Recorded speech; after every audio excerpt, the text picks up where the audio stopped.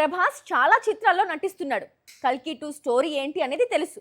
అలాగే స్పిరిట్ లో rebel character ఏంటి అనేది సందీప్ వంగ ముందుగానే లీక్ చేశాడు.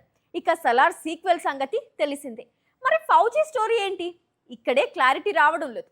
ఫౌజీలో ప్రభాస్ సోల్జర్ క్యారెక్టర్ చేస్తున్నాడు, కానీ నేపథ్యం ఏంటి అనేది ఆసక్తికరంగా మారింది. ఫౌజీ దర్శకుడు హను రాఘవపూడి ప్రేమ కథలకు స్పెషలిస్ట్. ఇతను తీసిన అందాల రాక్షసి, కృష్ణగాడి వీర ప్రేమగాథ, పడిపడి లేచే మనసు, సీతారామం అన్నీ కూడా ప్రేమ కథలే. తెలుగునాట లవ్ స్టోరీస్ తీయడంలో తనకంటూ ప్రత్యేక ముద్ర వేసినవే. ఇలాంటి దర్శకుడు 4 ఏళ్లుగా ఒకే ప్రాజెక్టుకు అంకితమయ్యాడు. అదే ఫౌజీ. కెరీర్లో మొదటిసారి ప్రభాస్ లాంటి పాన్ ఇండియా హీరోను డైరెక్ట్ చేస్తున్నాడు హను. అయితే ఫౌజీలో ఏం చూపించబోతున్నాడు అంటే మళ్లీ ప్రేమ కథ అనుకున్నారంతా. కానీ హను రూట్ మారుస్తున్నట్లు సమాచారం. ఫౌజీలో ప్రభాస్ ఆజాద్ హింద్ ఫౌజ్ సైనికుడిగా నటించబోతున్నట్లు కొద్ది రోజులుగా ప్రచారం సాగుతున్న సంగతి తెలిసిందే. నేతాజీ సుభాష్ చంద్రబోస్ నాయకత్వంలో భారత స్వాతంత్ర్యం కోసం ఓ ఫౌజీ చేసే పోరాటమే ఈ చిత్రమట. ఇందులో ముందుగా ప్రభాస్ బ్రిటిష్ ఇండియన్ ఆర్మీలో సైనికుడిగా పనిచేసి తర్వాత నేతాజీ నేతృత్వంలో ఆజాద్ హింద్ ఫౌజ్లో చేరతాడట. అయితే దీనిపై ఇంకా ఎలాంటి క్లారిటీ లేదు. ఇదంతా కూడా స్టోరీపై పుట్టుకొచ్చిన రూమర్ మాత్రమే. అసలు కథ ఏంటి అనేది డిసెంబర్ 3న మూవీ రిలీజ్ రోజున తెలుస్తుంది. వేలకు వేల బడ్జెట్స్ అంటే ఇప్పుడు టాలీవుడ్ వైపే చూడాలి. ఎందుకంటే తెలుగులో పాన్ ఇండియా స్టార్స్ అందరూ మినిమం 500 కోట్ల బడ్జెట్ తో నటిస్తున్నారు. బిగ్ బడ్జెట్ మూవీస్ విషయంలో కాలీవుడ్ చాలా వెనుకపడున్న సంగతి తెలిసిందే. అయితే ఈ లోటును తీర్చేందుకు రజనీకాంత్ రంగంలోకి దిగుతున్నట్లు సమాచారం. రాజకీయాల్లో పూర్తి స్థాయిలో కొనసాగాలని నిర్ణయించుకున్న విజయ్ జూలై 23న రిలీజ్ అవుతున్న జననాయగన్ విడుదల తర్వాత సినిమాలకు పూర్తిగా గుడ్ బై చెప్పనున్నట్లు తెలుస్తోంది. దీంతో 48 ఏళ్ల క్రితం ఎంజీఆర్ చేసినట్లుగానే ముఖ్యమంత్రి పదవిలో ఉన్న సమయంలో విడుదలయ్యే చివరి సినిమా విజయ్దే అవుతుందన్న చర్చ తమిళనాడులో పెద్ద ఎత్తున జరుగుతోంది. 1977లో తమిళనాడు ముఖ్యమంత్రిగా బాధ్యతలు చేపట్టిన ఎంజీ రామచంద్రన్ ఆ తరువాత కూడా తన సినీ ప్రయాణాన్ని కొనసాగించారు. ఆయన హీరోగా నటించిన మధురయ్యే మీట సుందర పాండియన్ చిత్రం 1978 జనవరి 14న విడుదలైంది. ముఖ్యమంత్రి పదవిలో ఉన్న సమయంలో విడుదలైన ఆయన తొలి పూర్తిస్థాయి హీరో చిత్రం ఇదే. ఈ చిత్రం విడుదల తరువాత ఎంజీఆర్ పూర్తిగా రాజకీయాలపైనే దృష్టి పెట్టారు.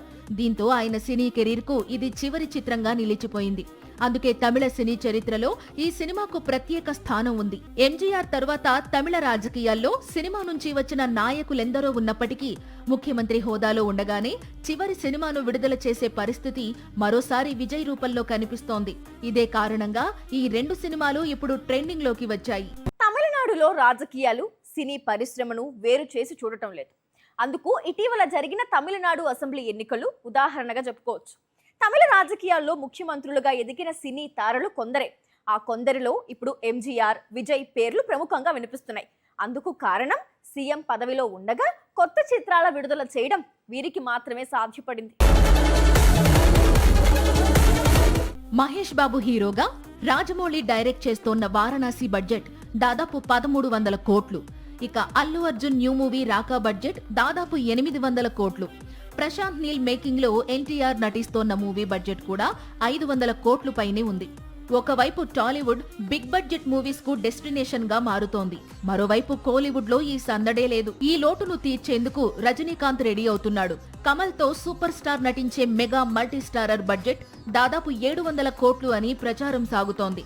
జైలర్ దర్శకుడు నెల్సన్ ఈ క్రేజీ మల్టీ స్టారర్ ను తెరకెక్కించబోతున్న సంగతి తెలిసిందే. తమిళ సినీ పరిశ్రమలో 2.0 మాత్రమే అత్యధిక బడ్జెట్ తో తెరకెక్కిన చిత్రం. ఈ సినిమా బడ్జెట్ 600 కోట్లు. 2018 తర్వాత కోలీవుడ్ మళ్లీ ఈ స్థాయి బడ్జెట్ తో మూవీ ప్లాన్ చేయలేకపోయింది. ఇప్పుడు 45 ఏళ్ల తర్వాత రజనీ, కమల్ నటిస్తోన్న మల్టీ స్టారర్ కావడంతో 2.0 మించిన బడ్జెట్ తో సినిమాను తెరకెక్కించబోతున్నాడట నెల్సన్. వచ్చే ఏడాది ఈ చిత్రం సెట్స్ పైకి వెళ్లనుంది. ఒక్కో హీరోయిన్ కు ఒక్కో టైం కలిసి వస్తుంది. ఇండియన్ సినిమాలో ప్రస్తుతం సాయి పల్లవికి కలిసి వస్తోంది. ఆమె ఎంచుకుంటున్న పాత్రలు, నటిస్తున్న సినిమాలు సంచలనాలకు మారు పేరుగా మారుతున్నాయి. ఒకవైపు రామాయణం, మరోవైపు కల్కి సీక్వెల్లోకి అడుగు పెట్టడం, కాలీవుడ్ లో బిజీగా మారడం సాయి పల్లవి కెరియర్ ను ఒక్కసారిగా మలుపు తిప్పిందనే చెప్పొచ్చు. అందంతో కాదు, అభినయంతో మెప్పించాలి. గ్లామర్ కాదు, యాక్టింగ్ గురించి మాట్లాడాలి. ఇదే కెరీర్ బిగినింగ్ నుంచి సాయి పల్లవి నమ్మిన సిద్ధాంతం. అందుకు తగ్గట్లే ఆమెకు కొన్ని చిత్రాలు వచ్చాయి. వాటిల్లో నటిస్తూ వచ్చింది. తమిళనాడు సినీ పరిశ్రమలోకి అడుగుపెట్టినా ప్రస్తుతం పాన్ ఇండియా వైడ్ గా టాప్ యాక్ట్రెస్ గా మారింది. 4,000 కోట్లతో 2 భాగాలుగా తెరకెక్కుతున్న రామాయణంలో రణబీర్ రాముడిగా నటిస్తుంటే సాయి పల్లవి సీతగా నటిస్తోన్న సంగతి తెలిసిందే. ఇటీవలే కల్కి సీక్వెల్ లో సైతం దీపిక స్థానంలో దర్శకుడు నాగశ్విన్ తనను ఎంపిక చేశాడు అనే వార్తలు వినిపించాయి. ఇప్పుడు తమిళంలో తెరకెక్కుతున్న 2 భారీ ప్రాజెక్టుల్లో సాయి పల్లవి కనిపించబోతోంది.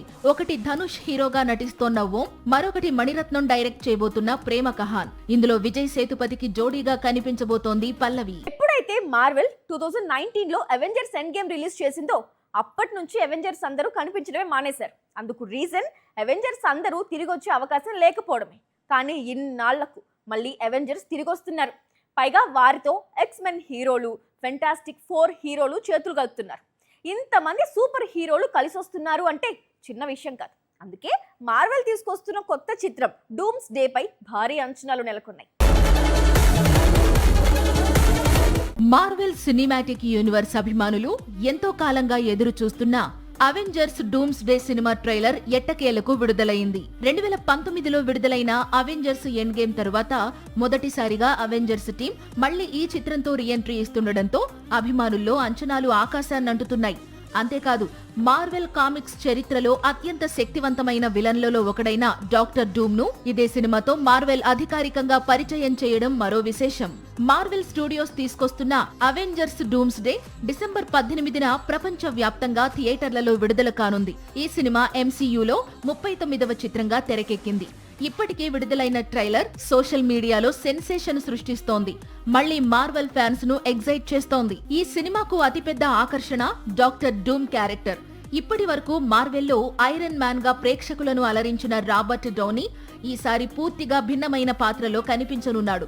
1962లో వచ్చిన ఫెంటాస్టిక్ 4 కామిక్స్ ద్వారా మొదటిసారి పరిచయమైన ఈ పాత్ర ఎన్నో దశాబ్దాలుగా అభిమానులను అలరిస్తూనే ఉంది.